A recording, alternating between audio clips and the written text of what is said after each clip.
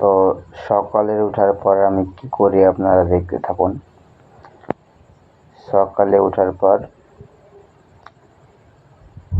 গোহালি সাফ করি আমি, মানে গরুতে যে নোংরাটা করে রাখে সেই নোংরাটা আমাকে সাফ করতে হয়। আমি সব একলাই করি, আমি নিজেই সব করি, বাড়ির লোককে কাউকে ডাকি না। আপনারা দেখতে পাচ্ছেন এই সাফ করার পর গরুকে আপনার গা ধোয়াবো। তো এখন আমি গরু গা ধোবো, আপনারা দেখুন। তো যেটা প্রথমে গা ধোয়াচ্ছি, মানে এখন যেটা গা ধোয়াচ্ছি আপনারা দেখতে পাচ্ছেন,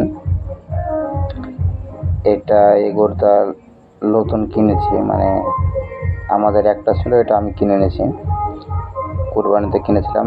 তারপর 5 দিন পরে বাচ্চা হয়েছে। তো যেদিন বাচ্চা হয়েছে তার পরের দিন গা ধোয়াচ্ছি, গরুটা আগে গা ধোয়াচ্ছি আপনারা দেখতে পাচ্ছেন। গরুটা খুব শান্ত, কিন্তু জ্বালাচ্ছিল অনেক, গা ধোয়াতে ডিস্টার্ব করছিল। তো তার জন্য আব্বাকে ডাকলাম। আব্বা আপনার লাঠি ধরেছিল, তার জন্য জ্বালাইনি। তারপর আরামসে গা ধোয়ালাম, দেখতে পাচ্ছেন আপনার।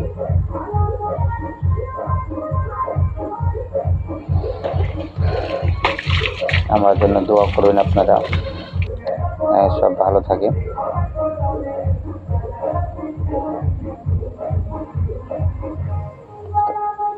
তারপর এখন ওটা গা ধোয়া হয়ে গেলে আপনার, তো আপনার এগোটা গা ধোয়া হয়ে গেল। এটা আমাদের আজ্ঞা যেটা করেছিল, এটাকে এখন গা ধোয়াবো।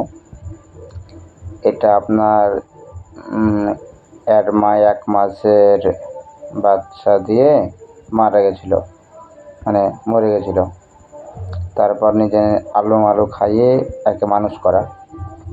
আপনার জ্বালাই না, খুব ভালো গরু, সাধু গরু, কিন্তু আমার বাড়ির লোককে জ্বালাই, ভয় করে।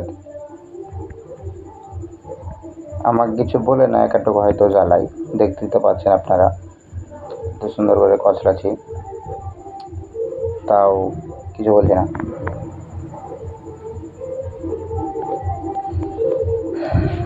এর গা ধোয়া হয়ে যাওয়ার পর আপনার ওই জায়গাটাকে